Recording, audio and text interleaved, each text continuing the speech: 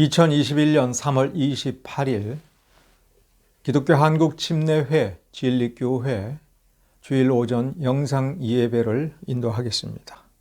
먼저 다시 한번 말씀을 드리자면 본 교회의 이 온라인 랜선으로 드리는 온라인 예배는 그 특성상 예배 순서를 최소화했습니다.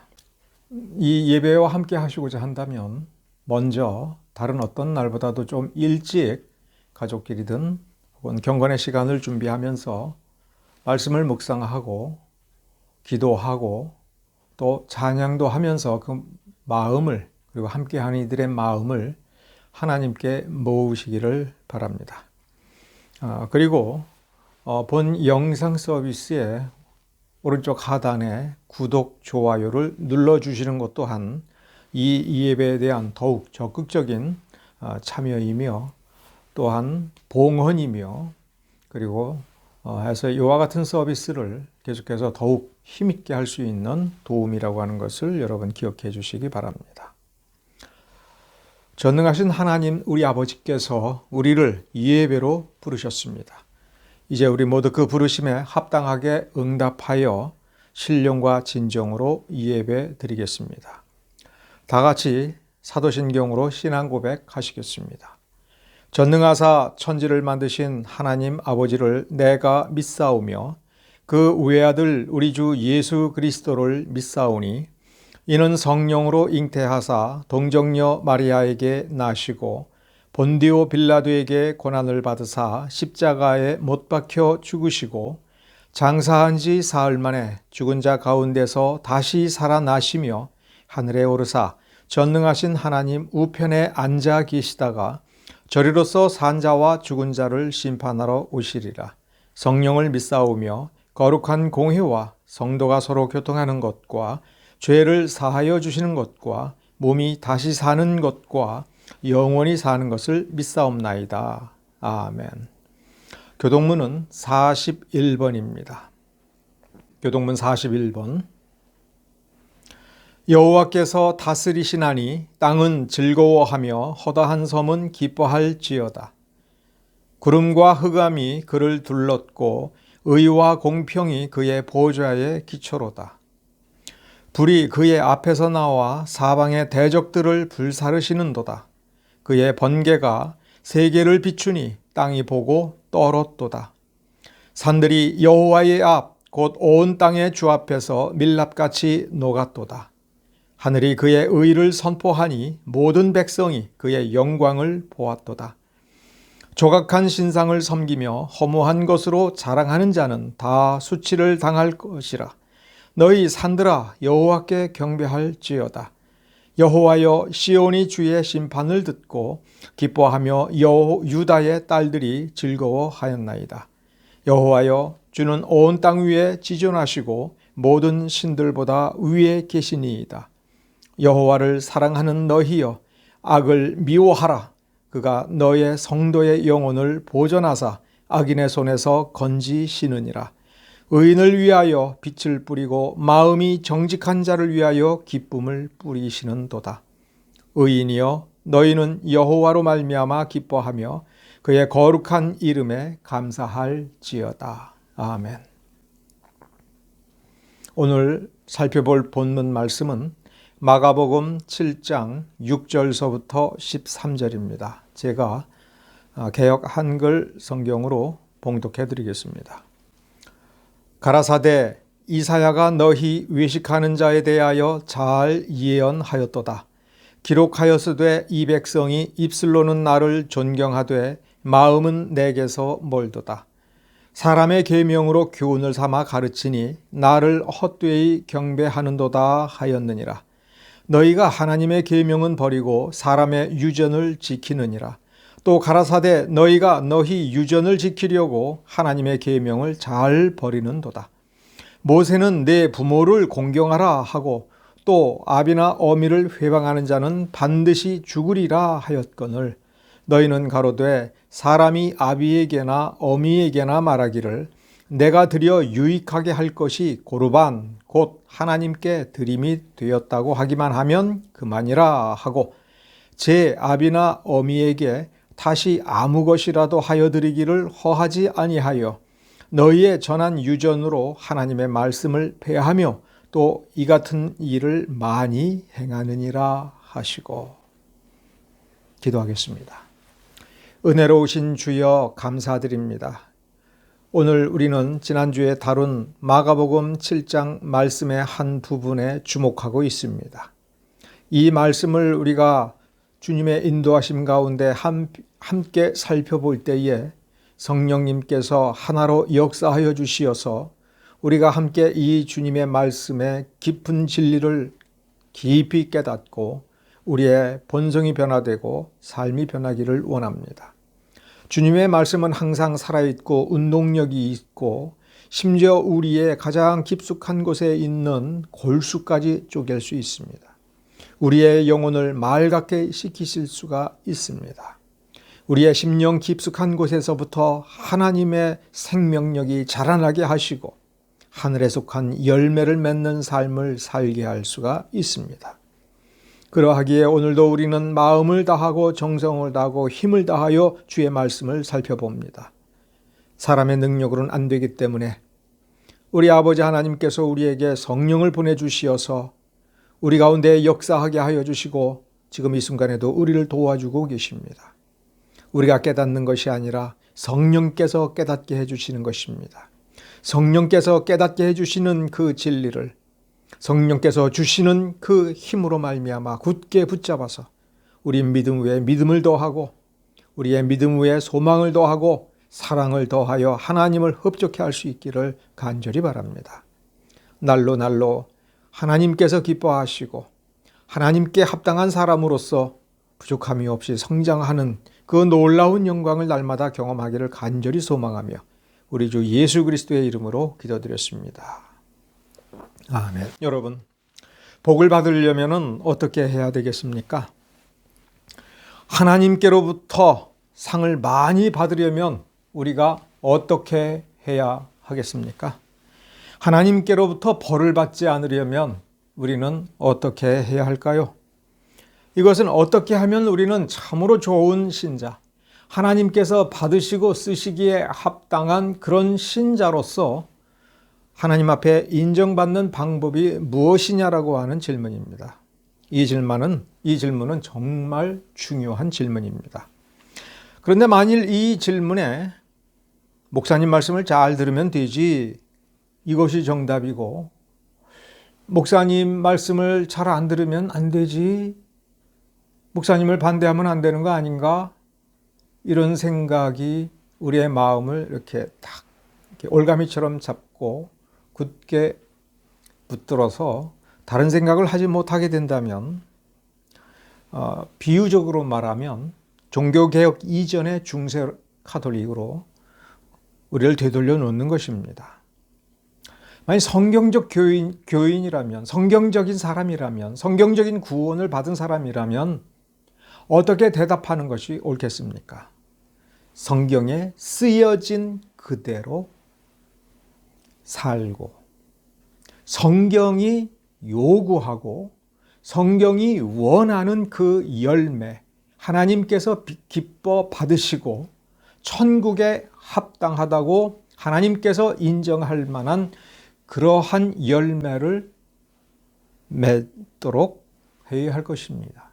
그러면서 정말 다시 한번 우리가 생각해 본다면 나의 이 열매, 나의 이 선행, 나의 이 모습이 무슨 힘으로, 누구에 의하여, 어떻게 라고 하는 질문을 다시 한번 물을 때 오직 이 말씀이, 하나님께서 이 말씀을 통해서 성령께서 부어주시는 능력으로 말미암아 내 모든 선한 것이 이루어졌고 내가 이렇게 변화되었습니다라고 대답할 수 있어야 될 것입니다. 말씀대로 한다는 말을 우리는 굉장히 많이 합니다. 최근에 어떤 분도 제게 이렇게 질문했습니다. 어떤 분이 신유의 은사를 발휘하는데 이분은 항상 말씀 중심이라고 합니다. 말씀대로 하고 그 위에 플러스 알파처럼 신유의 은사 혹은 방언의 은사 혹은 그 어떤 것을 행하는 분이니 성경적이지 않습니까? 이렇게 질문을 해왔습니다. 여기서 우리는 뭘 질문을 해야 되냐면 그 성경적인 게 도대체 뭐냐라고 하는 겁니다. 말씀 그대로 하는 것이 뭐냐라고 하는 겁니다. 거기에 대해서 만일 우리가 명쾌한 어떤 대답을 했다면 그는 성경적입니까? 아닙니다. 매일 매 순간 그리고 무엇인가를 할 때에 하나님의 뜻이 알고 싶다면 그리고 하나님의 뜻대로 행하는 그런 사람으로 계속 머물러 있기를 원한다면 그는 성경을 펴야 될 것입니다. 어디를 봐야 될지도 알고 만일 어디를 봐야 될지 모른다면 늘 해오던 대로 하나님 말씀을 펴놓고 그것을 꼼꼼히 읽으면서 이 말씀이 어떻게 쓰여져 있는가, 이 말씀대로 그대로 내가 하려면 어떻게 하는가, 만일 그것을 깨닫지 못하는 즉 지혜가 부족하다면 그런 상태에 있다면 하나님께 기도해야 될 것입니다. 주님 지혜를 주시옵소서. 이 말씀을 알게 하여 주시옵소서. 이 말씀대로 내가 어떻게 해야 이 말씀대로 이룰 것입니까? 라고 물어볼 수 있는 사람이 되어야 될 것입니다. 열왕기상 2장에 보면 다윗이 이제 마지막 목소리를 솔로몬에게 남겨둘 때 그 마지막 목소리를 기록으로 남겼습니다. 그것은 솔로몬에게 준 유언입니다. 자기 아들 솔로몬인 동시에 이 나라의 왕 지위를 다윗이 물려주고 이제 새로 왕이 되는 그 솔로몬입니다. 그 솔로몬에게 다윗이 내린 유언이 열왕기상 2장에 기록되어 있습니다. 내가 이제 세상 모든 사람의 가는 길로 가게 되었으니 너는 힘써 대장부가 되고, 그렇죠? 그 말을 먼저 했습니다. 힘써 대장부가 되고 내 하나님 여호와의 명을 지켜 그 길로 행하여 그 법률과 계명과 율례와 증거를, 이렇게 말씀을 반복하고 있습니다. 그냥 하나님의 말씀, 성경 이렇게 이야기해도 될 것을 비슷한 단어를 가지고 연거푸 말하면서 모세의 율법에 기록된 대로 지키라. 성경에 기록된 그대로 지키라. 그러나 이것이 어떤 것인지, 얼마나 힘든 것인 줄을 다윗은 너무나도 잘 알고 있었습니다. 그래서 솔로몬에게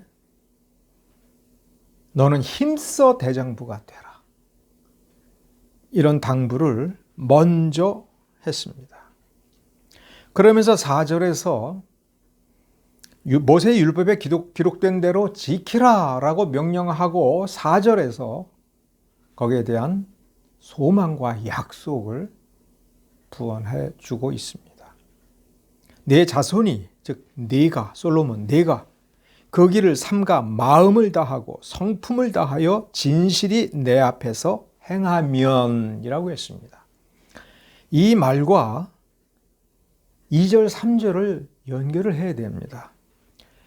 이 말, 마음을 다하고 성품을 다하여 진실이 내 앞에서 행하면이라고 하는 이 말과 저 힘써 대장부가 되고 모세의 율법에 기록된 대로 그대로 지켜라라고 하는 말을 같이 연결해 본다면, 그리고 그것을 우리의 알아듣기 쉬운 말로 한다면 성경에 기록된 그 문장을 내가 꼼꼼히 살펴보되 그 기록된 그대로 하나님께서 무엇을 원하시는지를 안다면 그걸 그대로 내가 손해가 될 것 같아도, 내가 망할 것 같아도, 내가 모든 사람들로부터 미움을 받을 것 같아도 그대로 해라.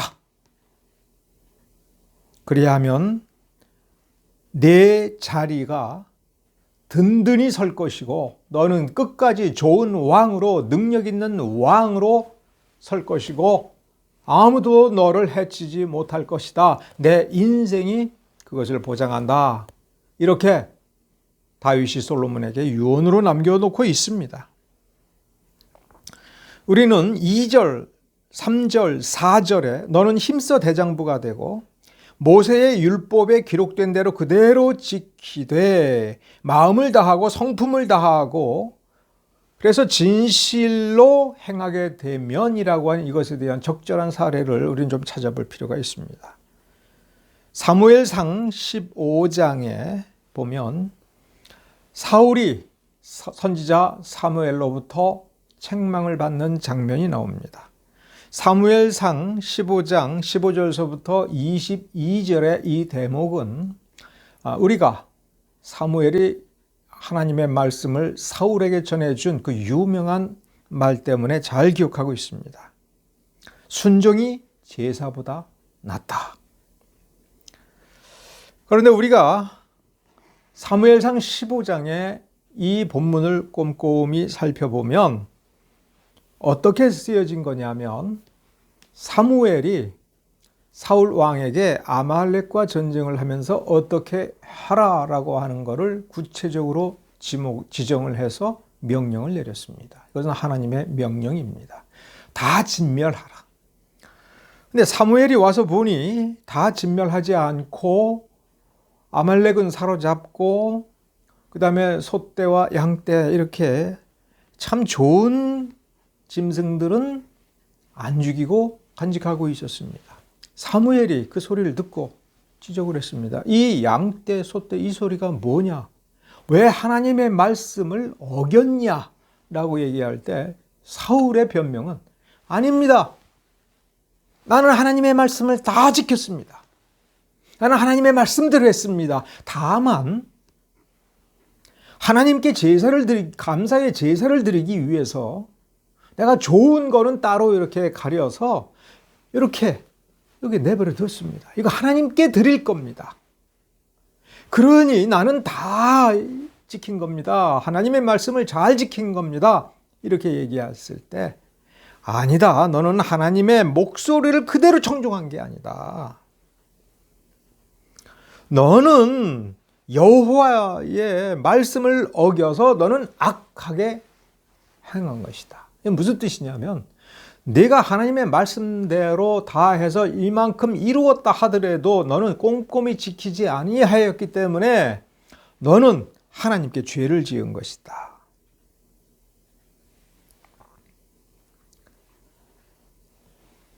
실은 자기의 욕심을 따른 것이죠. 뭐가 부족한 겁니까? 하나님에 대한 사랑이 부족한 것입니다. 말씀을 지키되 지킬 수 있는 것만 지키고 지키기 싫은 건 안 지킨 겁니다. 아까웠던 겁니다. 명예와 권세를 잠시라도 누리면서 행복하고 싶었던 것입니다. 백성들에게 탈취물을 남겨두지 않으면 이 백성들이 화를 내면서 자기를 왕으로 인정하지 아니할까 봐 두려워했던 것입니다. 문자 그대로 지켰다 안 지켰다라고 하는 것은 사실은 중요하지 않습니다. 어떤 마음으로 지켰느냐 이거예요. 자, 힘써 대장부가 되고 마음을 단단히 먹고 모세의 율법에 기록된 그대로 지키되 누가 방해하고 누가 싫어하더라도 그대로 지킬 때 마음을 다하고 힘을 다하고 진실하게 그 말씀대로 행한다라고 하는 그것을 신명기에서 하나로 이렇게 설명합니다. 사랑하여. 여호와를 사랑한다는 게 그 뜻입니다. 여호와를 사랑하니까 그의 말씀에서 사랑을 느끼면서 사랑을 이루기 위하여 조금 더 소홀함이 없도록 열심히 지키고 열심히 그것을 이루어 하나님을 기쁘게 해드리고자 하는 그 열정 속에서 하나님을 위해서 이 말씀을 지키겠다라고 하는 그 계명으로 나아가서 계명을 지키는 겁니다. 신명기 11장 8절에 이렇게 쓰여져 있는 것을 여러분 결코 잊어서는 안 됩니다. 그런즉 내 하나님 여호와를 사랑하여 그 직임과 법도와 규례와 명령을 항상 지키라. 그러니까 계명을 항상 지켜라. 계명을 마음을 다하여 지켜라. 이렇게 말하는 그게 중요한 것이 아니라 여호와를 사랑하여 지켜라. 왜 그랬습니까? 그 앞장인 신명기 10장 15절에 이렇게 쓰고 있습니다. 여호와께서 너의 열조 너의 조상을 구원해 주셨기 때문에 사랑하라 이렇게 쓰고 있지 않습니다. 10장 15절에 여호와께서 오직 내 열조를 기뻐하시고 사랑하사 구원하시고 너희들을 택했다 이거예요. 만민 중에서 너희를 택했다. 만민 중에서 너희들을 택하고 이집트에서 노예 생활을 할 때 너희들을 구원해내고 한 것은 딱 하나. 너희를 기뻐하고 사랑하사. 그래서 레위기 19장으로 보면 오늘 본문과 관련된 기본적인 계명을 주십니다.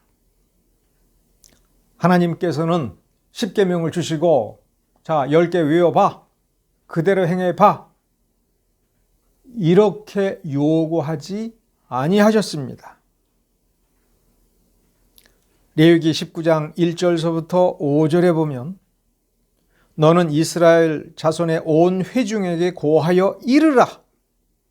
너희는 거룩하라. 나 여호와 너희 하나님이 거룩함이라. 그러면서 어떻게 하라? 첫 번째로 해야 될 일은 너희 각 사람은 부모를 경외하고 나의 안식일을 지키라. 나는 너희 하나님 여호와니라.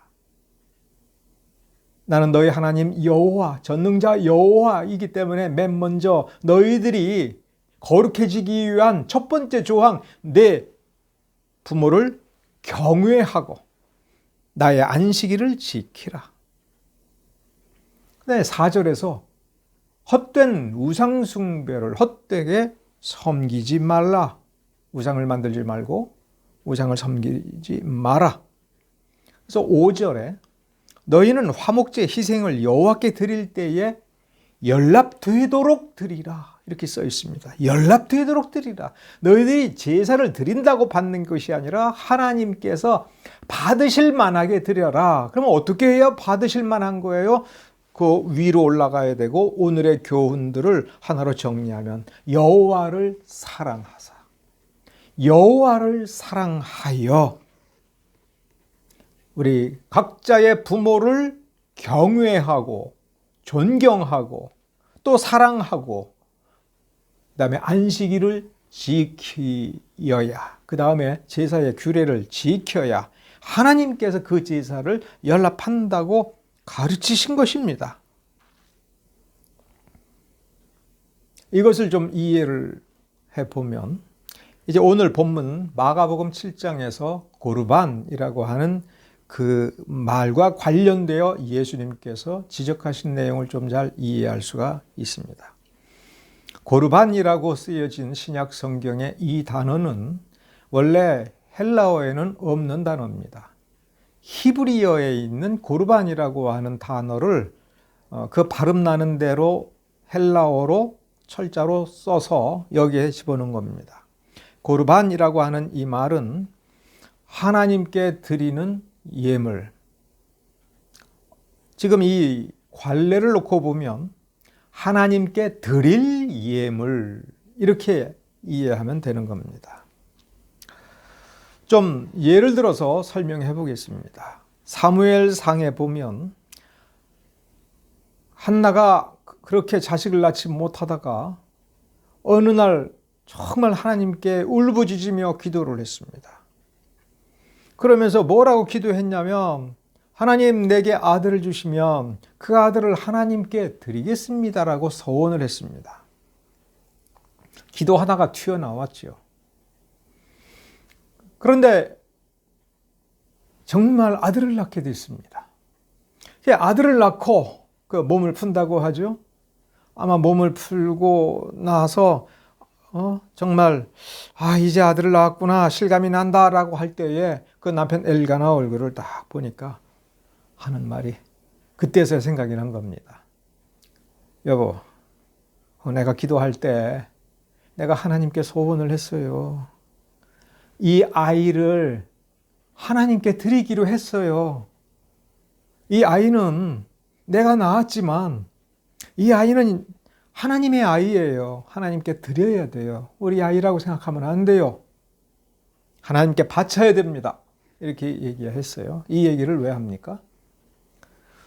더 이상 숨길 수 없어서요? 아니에요. 가장이니까 한 겁니다.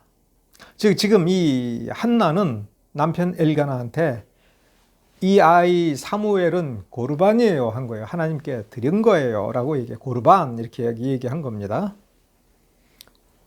그러면 엘가나가 이제 가장이니까, 그리고 당시의 전통에 따르면 그 가장이 최고 책임자니까 그 말을 듣고 안 돼 라고 했으면 어떻게 될까요?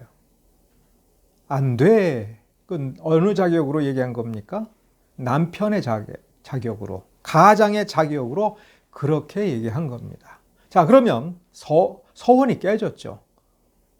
한나가 하나님께 드리겠다라고 해서 이 아이를 하나님께서 선물로 주셨는데 그 아이를 낳아서 이제 남편한테 이 아이 드려야 됩니다. 하나님께 드려야 됩니다라고 얘기하자 남편이 안 돼라고 했으면 한나는 하나님께 서원을 깬 죄가 없는 것입니다.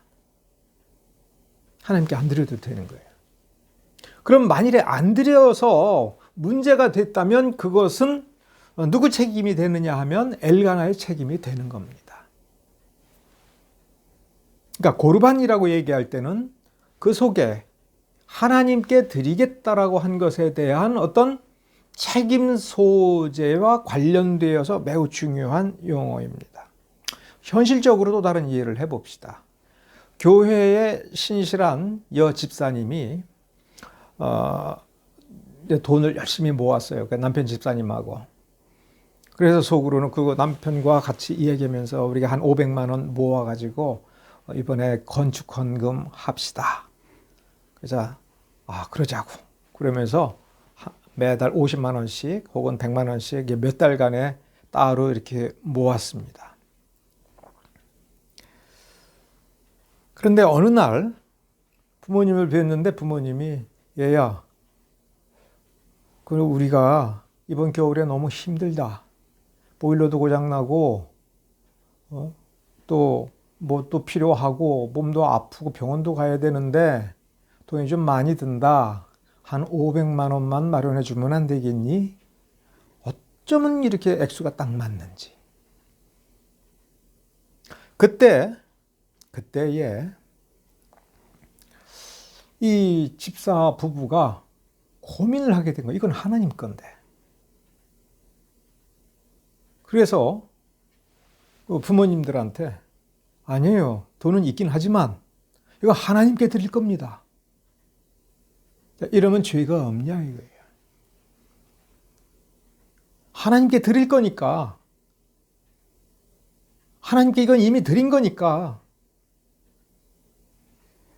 그러자 에이야 섭섭하다 그런 거예요. 또 마음이 괴로우니까 가서 여기 바리새인이 등장하니까 바리새인한테 물은 겁니다. 목사님, 우리가 이렇게 주님께 드리려고 500만 원 모아놨는데 우리가 이것밖에는 가진 게 없는데 우리 부모님이 좀 몹시 필요하답니다.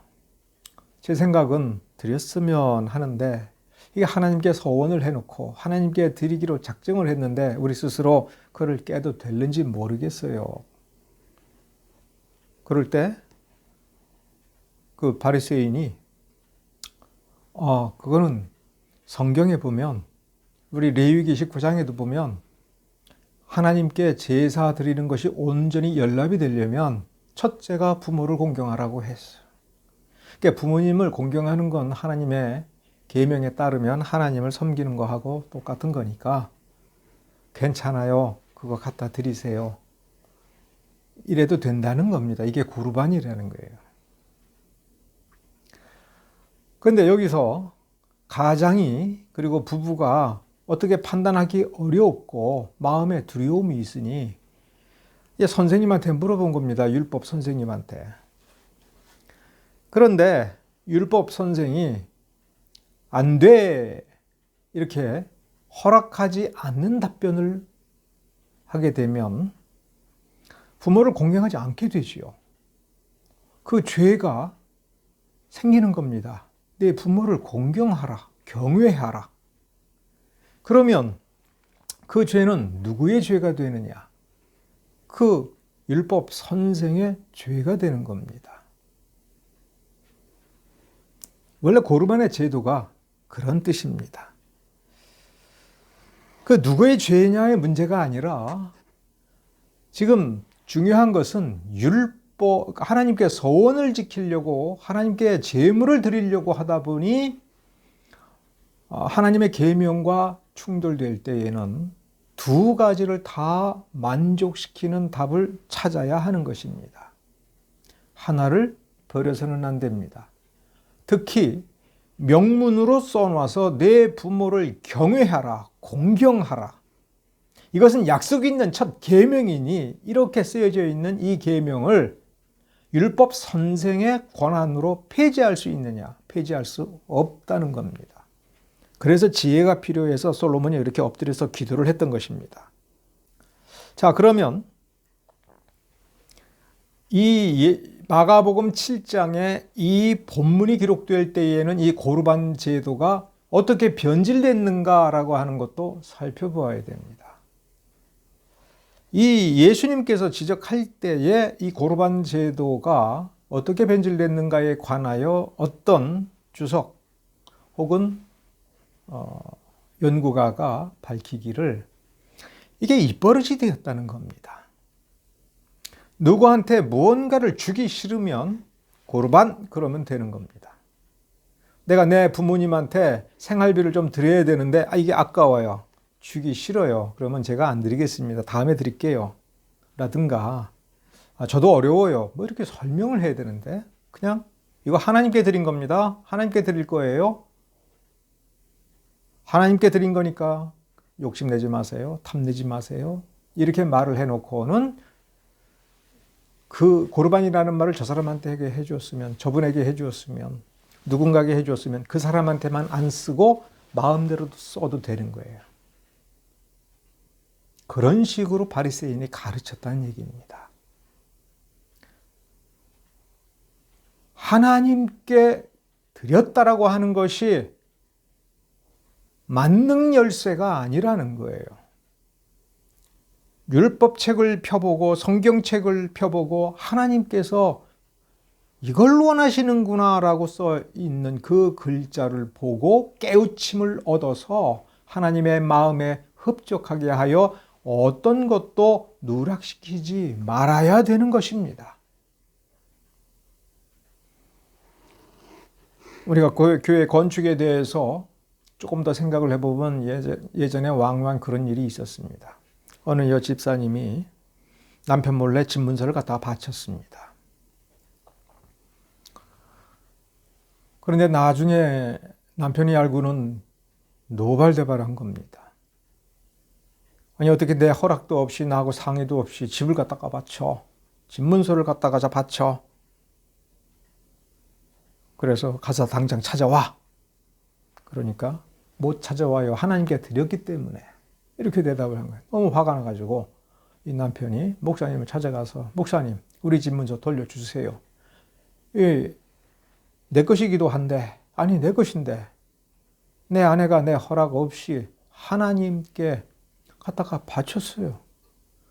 난 도저히 이거 용납이 안 돼요. 기쁘지 않습니다. 돌려주세요. 라고 얘기할 때 목사가 이거 하나님께 드린 거기 때문에 못 돌려줘요.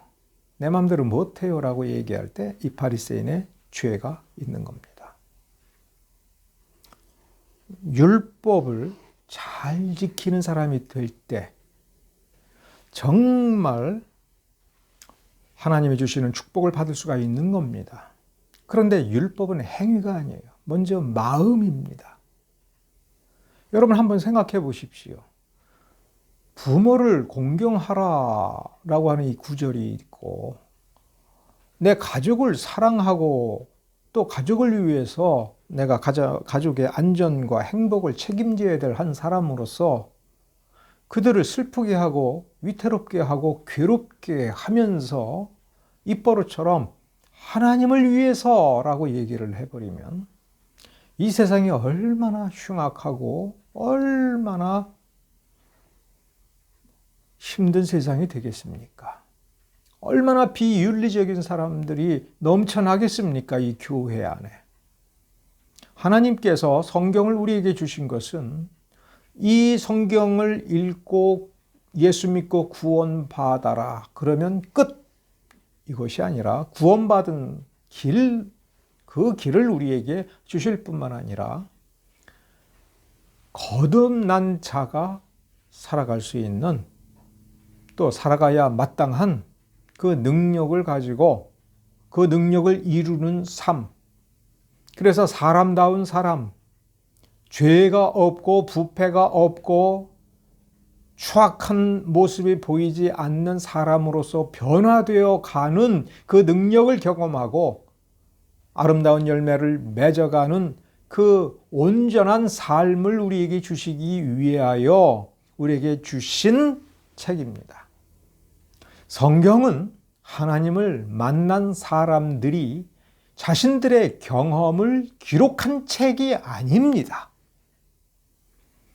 하나님을 경험하는 삶을 살기 위하여 우리가 어떻게 하면 되는가? 우리의 이 썩어빠질 육신을 가지고 이 땅을 살아갈 때에 우리가 어떻게 우리 안에서 솟아나오는 그 욕망, 그 부패하고 더럽고 추한 욕심에 휘둘리지 아니하고 욕심을 이루지 아니하고 하나님께서 기뻐하시는 저 하늘나라의 영광을 드러내는 삶을 살 수 있는가, 그 능력과 방법에 관한 책입니다. 우리가 할 일은 용기를 내어서 이 말씀을 읽고 이 말씀의 뜻을 깨닫고자 하고 우리를 구원하신 하나님의 사랑을 품고 믿음으로 이 말씀을 볼 때 성령의 도우심을 받아서 용감하게 이 말씀을 우리의 삶으로 우리의 교회 안에 실현하는 것이 하나님께서 원하시는 그것입니다. 그 목표를 향하여 나아가다가 부족할 때가 있습니다. 넘어질 때가 있습니다. 그러나 우리가 하나님을 사랑하여 진실되게 그 말씀을 살피고 진실되게 그 말씀을 온몸으로 살아내고자 할 때에 하나님께서 우리를 붙들어 주시고 세워주시는 그러한 역사를 우리가 경험할 수 있다 하는 것입니다. 우리는 고르반이라는 말로 우리 자신을 속여서는 안 됩니다. 내가 하나님께 드렸으니 내가 무슨 짓을 해도 된다는 생각을 버려야 될 것입니다. 내가 하나님의 뜻을 바라보고 비전을 품고 행하고자 하니 내가 무슨 짓을 해도 나를 비난하지 마라. 이런 식으로 생각하고 주장해서는 결코 안 될 것입니다. 하나님의 말씀을 살펴서 겸손히 한 사람의 피조물로서 하나님의 말씀과 능력으로 구원받고 그래서 하나님의 영광을 향하여 마땅히 이 땅 위에서 영적 전쟁을 치르고 그 영적 전쟁의 가장 중요한 싸움이 내 안에 있는 욕망, 욕심, 때로는 쾌락을 추구하고자 하는 바로 나 자신을 억제하고 하나님의 말씀 앞에 굴복시키는 영적 전쟁, 그것이 가장 중요한 싸움인데 우리는 어떤 누구도 거기에서 예외가 없다는 것을 우리는 기억해야 됩니다. 우리는 전적으로 하나님 앞에 완벽하게 굴복해야 됩니다. 그 완벽하게 굴복하기 위해서는 말씀을 매일 매순간 붙들고 있어야 되고 어떤 시간 정해놓고 그 말씀을 들여다봐야 되고 꼼꼼히 살펴야 되고 그 말씀을 예리하게 우리 가슴에 받아들이고자 하는 그 노력, 그 필사적인 노력이 있어야 될 것입니다. 그러한 노력이 없다면 우리는 저 바리새인과 똑같은 것입니다. 난 하나님께 드렸으니 됐어. 이건 다 하나님의 거니 하나님께서 알아서 하시겠지. 하나님께서 구원해 내셨으니 하나님께서 이만큼 세우셨으니 나머지는 하나님께서 다 하실 거야. 우리가 안 하면 하나님께서 사람을 보내서 이루실 거야. 우리가 망하면 그 자리에서 하나님께서 역사하셔서 하나님이 이기실 거야. 우리 스스로를 그렇게 속일 때 우리는 고르반 하고 있는 것임을 여러분 기억하시기 바랍니다. 기도하겠습니다. 하나님 감사드립니다. 이 시간 주님의 시간이었습니다. 우리의 어눌한 말을 통해서 하나님의 말씀을 어떤 자세로 살펴보아야 우리가 바리새인이 되지 않는지 우리가 살펴보았습니다. 우리가 바리새인으로 발견되는 비극이 우리에게는 없게 하여 주시옵소서. 하나님께서 기뻐하시는 열정, 하나님께서 바라시는 그 사랑이 우리 가운데서 쏟아져 나와서 그 열정으로 말미암아 주님의 말씀 그대로 행하고자 하는 삶이 우리에게 넘쳐나기를 원합니다. 그 말씀이 그렇게 역사를 하고 성령께서 그렇게 역사하는 그것이 참된 종교개혁이며 우리에게 가장 필요한 종교개혁임을 우리가 날마다 기억하고 살아가게 하여 주옵시기를 바라며 감사하며 우리 주 예수 그리스도의 이름으로 기도드렸습니다. 아멘. 지금은 우리 주 예수 그리스도의 은혜와 하나님 아버지의 사랑과 성령의 교통하심이 지금으로부터 영원토록 함께 할지어다.